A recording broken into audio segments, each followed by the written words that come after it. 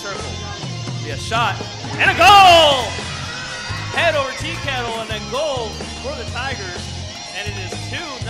It's going to be Van Wyk towards goal, and it's in. Once again, the Tigers quickly respond. And there's a clear breakaway. Ford trying to get it in. A shot and a goal. It is 3-0. Tigers lead. Towards goal, and it's in. Tigers win. Van Wyk taps it in at the far post, and the Tigers are headed to tomorrow's championship game. Welcome back to 209 Sports Talk here on the 209 Sports YouTube channel and on the Pacific Tiger Radio Network. I am j.d. Jeff Dominic. Mr. DJ j.o.d. Marquette Leon will be back here in just a little bit, but I've got the absolute pleasure and honor to have an All-American in the same studio. Here we are in the Pacific Tiger Studios. That is none other than Kriekie van Wyk, and then of course her head coach, her big-time support group, probably the one that can probably talk about her the best because he talks to her on a regular basis. When I kind of met them both, they were both talking away and having a great old time in the coach's office there earlier today. But Kriekie, I'll go ahead and start with this again. Now that we come back here, where did Kriekie come from? I mean, I remember I was calling you Marguerite for a long time, and all of a sudden it's we got to call you Kriekie now. Where did that come from? How did that start? And who started it? Okay, so that started when I was really young, actually. So in Afrikaans, obviously my name is Marguerite. The right way to pronounce this is Marguerite. And so my great-grand used to call me Kriekie. Okay. For some reason, and then one day she just randomly started calling me Kriekie, and I was like, did you just pronounce it wrong, or like what's the deal here? So some of my friends heard it, and they were like, oh, Kriekie, we like this, so we're just gonna start calling you Kriekie now, and that's how it stuck. Like, it just stuck. At one stage they used to call me Margie, and I did not like that at all. Wow. I was like, no guys, Kriekie it is, please, Kriekie it is. Coach, we want to go ahead and talk a little bit about the beginning of the season. I know you don't really like to talk about the way that this season started, but it came off and it started a really kind of a roller coaster bit of a ride. Was the way that this started off, was it a little bit of trying to get the team chemistry together, getting everybody, the new recruits coming in here, and trying to focus on everything? Because it started off with losing 3 in a row, but then you went on an absolute tear, winning 8 or 9 in a row. So, I mean, what did you see, and what really changed for the Pacific Tigers? I think we, to be honest with you, there was a lot of, we didn't know what our best team was. We had a lot of square pegs in round holes and a lot of round pegs in square holes at the beginning of the season. And it took us a little bit of time to figure it out. And, I think once we figured it out, I think we won, we won 16 out of 18 to finish the season with. We moved, I think the key for us was we moved Sav out of the middle of the field, put her on the right and put her in centre back, and also a real big one for us was moving Ali Campos back in the midfield, and it allowed, she's a more natural attacker, so it allowed her to play in that attacking role and get her on the ball more. What we found is that we got Kriekie on the ball more once we moved her back, and we pushed pushed Savannah out to the sides, and Haley in the middle at the back, which worked really, really well, and pushed Leah out to the left midfield. Ali Munoz we pushed on the forward line as well, and all of a sudden just clicked, and then we built from there. So again, and some of that's on me because I went into the season, I had these preconceived ideas of how we were going to play, and for some reason it didn't work. But we found something that worked really, really well, very, very quickly. And you know what, we can all talk about if buts and maybes, but we win one of those 2 games at the beginning of the season. We're in the NCAA tournament. And it's, we played very well against UConn for 30 minutes, but unfortunately they played very well for 70 minutes, and we had so many chances against Kent State and couldn't finish. And I made it's no secret, I made a bad coaching decision against Harvard at half time when I changed our press. Creekie's just giving me the evil eye right now because she still hasn't got over it. She yelled at me all the way through the second half and on the bus all the way up to Dartmouth and for the next 3 weeks. But it's we figured it out, and again we went on that incredible run, which I'll credit the players. We can put them in positions, but they've got to play that role, and they most certainly did for the rest of the season. We were it was hard for me to watch a lot of your games, obviously, because we only got to see 6 games at home. At home, excuse me.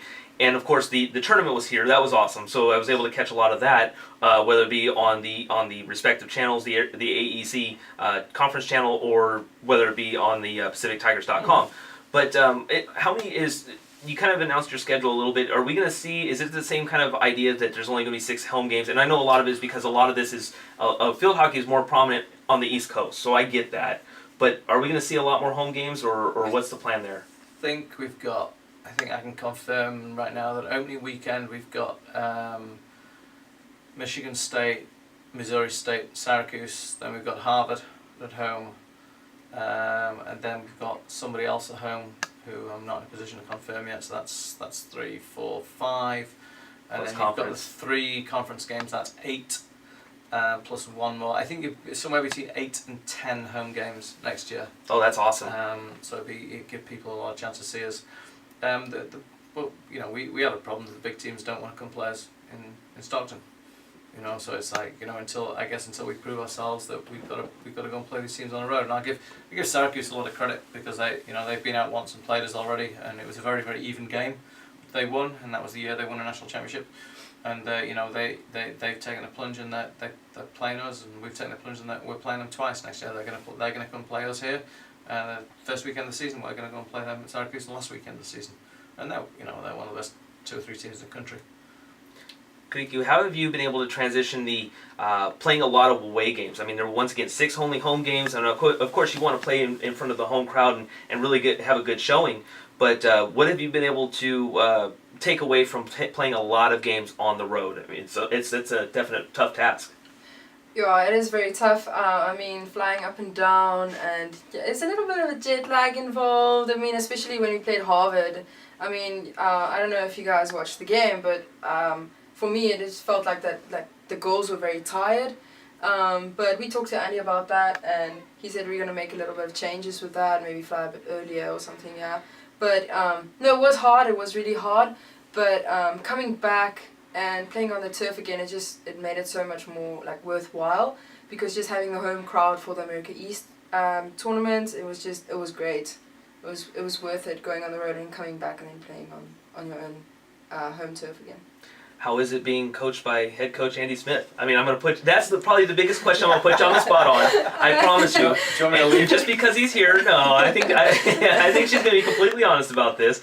Because I know that he can be very, very hard on you, but I know he treats you just like family at the same time. Yeah, no, it's great. I actually love being coached by Andy. Some of the girls when I was away just now last week actually asked me on the team from back home, yeah, how is it? How's the coaching staff and everything? And I was like, no, it's great. Andy is a lot like my previous coach, the way he coaches, and so yeah, we get along quite well, I guess. Sometimes. So also like being away from home so far, he always checks in on us and makes sure that we're happy, and we have our little arguments and fights that we don't agree on. I mean, like the Harvard game, but no, it's good. Like we get along quite well, and it's he always challenges us as a team, that like to the highest point, I guess. Like he always challenges us, and it's just interesting. Like it's great being coached by Andy. What do you think probably the biggest things you've improved yourself on? Playing from the beginning of the season till now, I mean, what do you think have been your biggest strengths, and what do you know that you have to work on to make yourself better as a player for this team? My biggest strength, I'd probably say just trying to keep things simple and don't overthink, and not play with a piano on my back, as Coach Andy would say. So yeah, throughout the whole season, he kept telling me, just calm down and just take the piano off of your back. Don't play so tense. And like I really feel like it just improved throughout the whole season, and just playing with freedom, honestly. And something that I would really would want to work on is my patience on the field, because sometimes as a forward, sometimes you don't get a lot of ball. Like especially in the Stanford game, our final game, that was very hard not getting the ball, because obviously and then obviously you come back, you're like trying to get the ball, and then your coach yells at you, no, extend the field. I've heard that a lot this last season. Yeah, but I think something that I would really want to work on is my patience on the field and just staying calm. Yeah. it's weird to say that about an All-American because usually an All-American is probably one of the most complete players. And to say that, and that's why I think I asked you, because I want you to go ahead and tell me what you have to work on rather than me trying to be try and critique as somebody that is an All-American, because all you would have to say is, look at my hardware, I'm good. Okay, cool. Coach, same question for you. I mean, what have you noticed that her biggest improvements are in your opinion, if there are any compared to what she's already pretty much accomplished or already explained for herself, and what do you feel that she's going to really need to focus on and work on, knowing that she's your other team captain this year? I think for her, it's like her all-around game has improved a lot since she came in. I think that her ability to carry the ball at speed, be very, very dangerous with the ball going the circle. Her outside of the circle play has improved a lot. I think her flicking on corners, I think we've still got some way to go on that. We're scoring quite a few goals on that, but I think we should be scoring more, to be honest with you. But part of it for her is that we she's only going to be as good for us as we can get her the ball. So we've got to work on our midfield and on our defensive distribution, and some patterns and stuff, working how to get her the balls in those spaces that she wants them, because we can give her the ball, she can hold it up, and she can be that distributor. She can also be that scorer for us. But she's certainly one of the best players I've ever coached, and certainly there's still a lot more to come from her as well. Final question for both of you. I'm going to start with Coach Smith because I want to end with the All-American. I love saying it. I think it has a great ring, Kriekie. It does. It has a great ring to bring it here at Pacific. But Coach, you lose a few seniors this year. I mean, you lost, I believe it was 6 or 7, if I'm not 100% mistaken. Your thoughts about the seniors you're losing? Because I know that they were one of your first. When you were first starting here, they were your first as well for most of them. Your thoughts about those players that you're going to be losing, and what's you're going to miss most about them? I think you lose 6 incredibly strong people at different levels of playing abilities. Obviously, I think my first one I had any contact with Catherine Egan. I actually looked at Catherine as a recruit at Dartmouth and at Ohio State and at Cal, and then she was coming here, being incredible for us. Sydney Brooks, been very good all the way through her career. Just a steady player. Laura Pujade, who was the goalkeeper I brought in, who didn't play her freshman year because she snapped her hamstring at skit night the night before our first game, of all things to do. We don't do that anymore, don't worry about it. And then you've got Leah Kofa, who was, if she's listening, an absolute train wreck when we picked her up. But she's just matured and blossomed into one of the most incredible people I've ever coached. And then the last 2, you got Ali Campos, who was a transfer from the University of Iowa, who I actually recruited twice. I recruited her when she transferred from UC Davis, and recruited her again when she was transferring from Iowa. And she obviously had an incredible freshman year, and I think everybody felt that she would just be this out-and-out goal scorer for us. But we've reinvented her, and in fairness, she's reinvented herself, and we've asked her to do different things for us, and she's had a lot of points this year playing the centre midfield in a more defensive role than she's ever played before. And then last but not least, Kylie Morrison, who again was 2 steps, probably 1 inch away from disaster in her freshman year, where it probably wasn't really working out for her. And I remember sitting down and I suspended her for 2 weeks in a freshman spring, and very few people know that. And she went away and she reinvented herself, and she's been an unbelievable asset to this program. And there's something she wrote and we put on Facebook today about what it means to be a Tiger, and it's an incredible read. But we'll miss them all. We really will. But we've got and just a little plug for what's coming. We've got players coming in, and I had a girl come and sit in front of me and say, "I feel like you're recruiting over me," and I just said, "Guess what? I am." And it's not just her. I'm recruiting over Kriekie. I'm recruiting over Hayley Kilfall. I'm recruiting over Ash Rutherford. Because if we're not bringing in better players, we're not doing our job. If we're sitting here accepting that Kriekie's going to be the best player in this program, and that's it. It's downhill from here. So we've lost some good seniors, but we're bringing in some really, really good freshmen, and they will challenge, and because of them we'll be in a really good place. That's the excitement over here at Pacific Tiger Field Hockey. Kriekie, last question for you, and I think we've kind of touched bases, knowing that you're going to be a team captain next year. You bring in home some hardware for your own individual accomplishments, and it's great. And we've talked about what you've got to improve on. But what is the biggest thing that you probably learned from these seniors that are leaving, and what's the legacy that you want to put down there? I mean, we're just starting with you. I mean, and that's what the crazy thing is. And the thing is, because your abilities are so big, and I think that's what Coach Andy Smith sees in you, is what you can do is such a great thing. What do you want to accomplish here at Pacific while you're with your tenure, or with your time here, and what's your goals? My goals, firstly, obviously, just to have fun. Honestly, like I feel like if you're not having fun in something you do, it's not like you're just doing it for the sake of doing it, and you have to love what you do as well. So that's like the first goal.